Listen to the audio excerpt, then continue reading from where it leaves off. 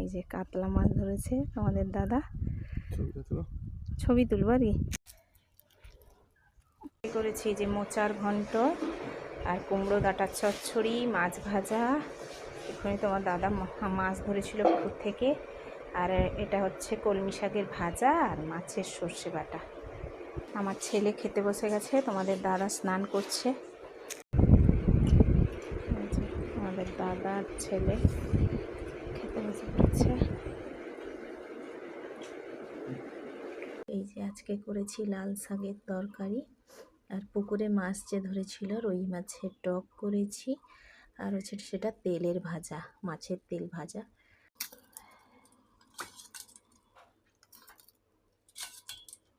তোমাদের দাদাকে বেড়ে দিচ্ছি, ছেলে ইডলি খেয়েছিল, পরে খাবে বলছে। আর এই যে নিম পাতা ভাজা, ফাল্গুন মাসে, তো ফাল্গুন মাসে খেতে হয় নিম পাতা ভাজা। কে আসবে?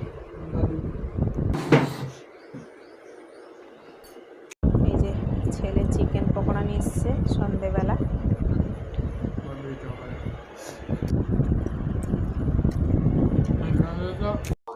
ডিমের ভুজিয়া, রুটি।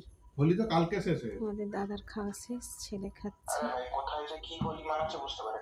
আমার ঘরে বড়দার ছেলে আমেরিকা থেকে কথা বলছে।